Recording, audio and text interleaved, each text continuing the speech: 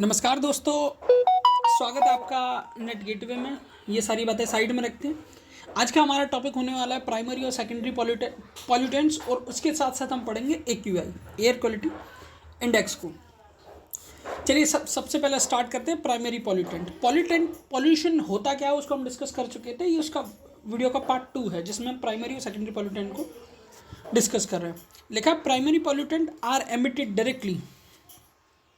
ये primary pollutant ऐसे होते हैं जो उत्सर्ज होते हैं ना डायरेक्टली, किस किस चीज़ से, CO, SO2, NOx मतलब नाइट्रोजन ऑक्साइड के कंपाउंड, और PM यानी particulated matter. While secondary pollutant from in the atmosphere from reaction between the primary ones catalyzed by sunlight, ozone, acid rain, photochemical smoke, pan, crucial concept of UGC net, ये PDE understanding. These definition are the example of terrestrophic ozone O3. Pan की full form ये होती है पैरोक्सल acetyl nitrate is की of environmental topic. प्राथमिक प्रदूषक वे होते हैं जो सीधे वातावरण में उत्सर्जित किए जाते हैं, जैसे कि carbon monoxide, sulphur dioxide, nitrogen oxide और पर्टिकुलेटेड मैटर PM। द्वितीय प्रदूषक वातावरण में उपस्थित प्रदूषकों के बीच में होने वाली रासायनिक अभिक्रियाओं से बनते हैं। ये हमने कल भी डिस्कस किया था। जो सेकेंडरी पॉल्यूटेंट होते हैं वो प्राइमरी पॉल्यूटेंट से बनते हैं, ठीक है। प्राइमरी पॉल्यूटेंट के अलग अलग रिएक्शन से बनते हैं जिसमें सूर्य के प्रकाश के उत्सर्जन में कैटलिस्ट में की भूमिका निभाते हैं। इनमें उदाहरण ozone, acid rain, photochemical smoke, peracetyl nitrate यानी पैन। अब बात करें प्राइमरी पॉल्यूटेंट, ये डायग्राम के थ्रू आप समझ सकते हैं प्राइमरी पॉल्यूटेंट डायरेक्टली कहाँ से इमर्ज होते हैं, ठीक है। इसमें carbon monoxide, carbon dioxide, sulphur dioxide, NO2, hydrocarbon, most suspended particular matter. Primary pollutant directly emitted मतलब प्राइमरी पॉल्यूटेंट में डायरेक्टली एमिटेड होता क्या क्या। कार्बन मोनोऑक्साइड, अब कार्बन मोनोऑक्साइड निकलता कहाँ से, फ्रॉम व्हीकल्स एग्जॉस्ट, मतलब यहाँ से निकलेगा। इनकम्प्लीट कंजप्शन, ये इनकम्प्लीट कंजप्शन पूरी तरीके से जला नहीं होता है, ठीक है। Sulphur dioxide from burning the fizzle fuel, industrial process. Fizzle fuel यानी यहाँ से इंडस्ट्रियल, ठीक है, प्रोसेस यानी यहाँ से ये निकलता है क्या, sulphur dioxide. Nitrogen oxide from consumption vehicles power plant, ये बिजली घर कंजप्शन व्हीकल और पावर प्लांट से निकलता है जो कि जाके अर्थ में इकट्ठा होता है। पर्टिकुलेटेड मैटर यानी PM dust, suit and smoke से निकलता है। ये PM सबसे ज़्यादा डेंजरस होता है। अभी फ़िलहाल दिल्ली में जो पोल्यूशन लेवल है वो काफ़ी ज़्यादा है। एक PM 2.5 होता है, एक होता है PM 10, ठीक है। PM 2.5 में छोटे छोटे ये जो PM है ये मतलब छोटे छोटे प्रदूषक कण के पार्टिकुलेटेड के साइजेज हैं। PM 2.5 है वो ईजिली ब्रीथिंग में यानी सांस लेने में बॉडी के अंदर चला जाता है, लंग्स में जाकर रुक जाता है। ज़्यादातर दिल्ली में इसी के केसेस देखे जाते हैं, ठीक है। आगे बढ़ते हैं, अब बात करते हैं सेकेंडरी पॉल्यूटेंट की। Secondary pollutant are pollutant, they are not emitted directly, मतलब डायरेक्टली किसी भी तरीके से नहीं बनते। ये जो बनते हैं वो प्राइमरी पॉल्यूटेंट की मदद से बनते हैं, from a source such as vehicles of factories, but are form in the atmosphere through the chemical reaction involving primary pollutant. मैंने बताया था प्राइमरी पॉल्यूटेंट की मदद से ये सेकेंडरी पॉल्यूटेंट बनते हैं। And other atmospheric component like sunlight, oxygen and water vapour यानी भाप। Their formation often make the harder to control, इनके फॉर्मेशन को काफ़ी ज़्यादा हार्ड होता है कंट्रोल करना। As they can rise from various combinations of procedures and environmental conditions. अब एग्जाम्पल ऑफ सेकेंडरी पॉल्यूटेंट की बात की जाए तो tropospheric ozone O3, sulphuric acid, nitric acid component of acid rain, peroxyacetyl nitrate यानी pan, particulated matter PM, photochemical smoke, ये PM10 की बात हो रही है।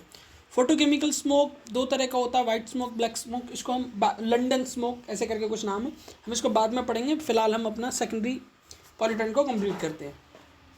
सेकेंडरी पॉल्यूटेंट में ozone, known as ground level यानी टेरोस्फिक ओजोन।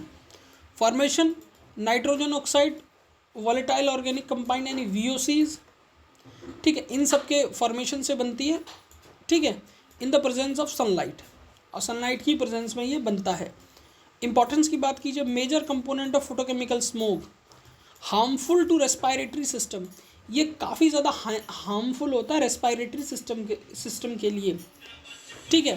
परऑक्साइल एसीटेट यानी पेन की बात की जाए, परऑक्साइल एसीटेट यानी पेन की बात की जाए तो definition, an important component of the photochemical smoke formation form from the reaction between the NO and hydrocarbons, effect causes eye irritation। मतलब अब ये परऑक्साइल एसीटेट आपकी आंखों में अजब तरीके से इरिटेशन पैदा करेगा, जिससे कि अगर ज़्यादा पोल्यूशन होगा, जैसे फॉर एग्जांपल दिल्ली में ज़्यादा पोल्यूशन है, तो अगर आप बाहर निकलेंगे तो स्मोक आपकी आंखों को डायरेक्टली इन्फेक्टेड करेगा, तो आई इरिटेशन होगी और आंखों से पानी आना स्टार्ट हो जाएगा। डैमेजिंग प्लांट को तो ये डैमेज करते ही है। अब ये बात की जाए PM की यानी पैन की, pan is more stable in the colour of temperature, cooler of temperature, काफ़ी इसका टेम्परेचर कम होता है, ठीक है, ये एनवायरनमेंट में आपको ज़्यादा देखने मिलता है और इसकी वजह से काफ़ी ज़्यादा स्मोक बनता है, ठीक है। अब बात करते हैं सल्फ्यूरिक एसिड की यानी सल्फ्यूरिक और नाइट्रिक एसिड की, H2SO4 और HNO3 की कंपोनेंट वही acid rain formation, sulphur dioxide react with sulphuric acid, nitrogen oxide react with nitric acid, reaction occur in the presence of water and oxygen, effect reduce the soil fertility,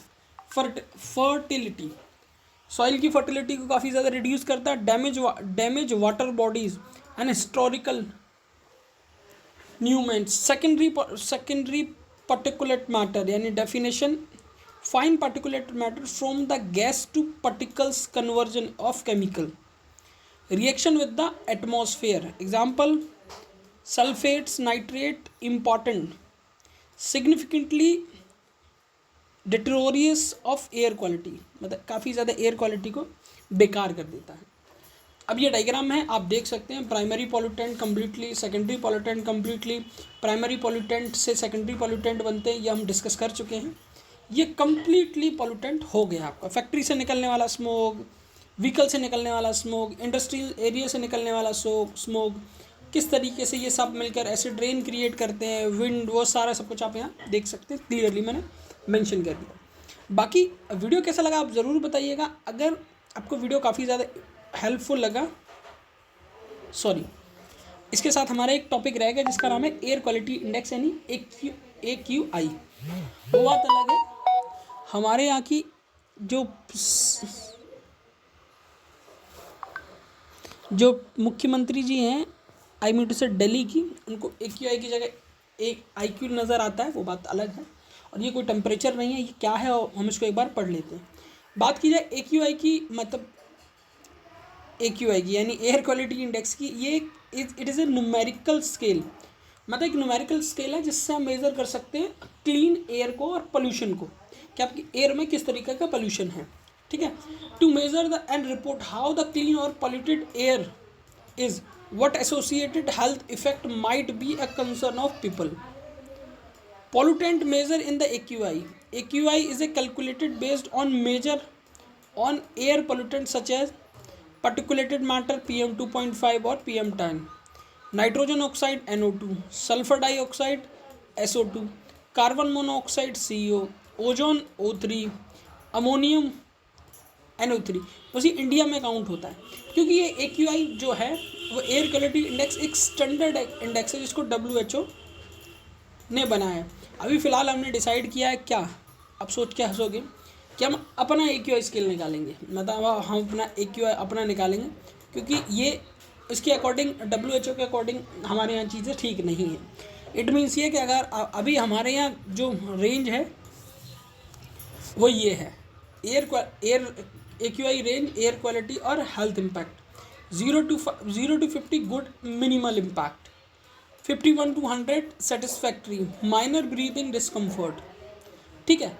उसके बाद 101 and 200 moderate discomfort with sensitive groups, 201 and 300 poor breathing discomfort most of the people, 304 to 400 very poor respiratory illness और pulmonary exposure, 401 to 500 serious health impact. अब ये तो ये जो AQI standard है according to WHO। अगर हम करेंगे अपना क्या करेंगे तो आप जानते हैं हम क्या क्या कर सकते हैं। वी आर इंडियंस, हम इस एयर क्वालिटी इंडेक्स को जिस तरीके से हमने एक यमुना बनाई थी, यमुना के बगल में एक आर्टिफिशियल यमुना बनाई थी, जिस तरीके से हम अरावली, समझना, अरावली को काटने के फ़ायदे बता रहे हैं, उस तरीके से हम अपना अगर AQI इंडेक्स लगाएंगे तो उसके क्या क्या फ़ायदे होंगे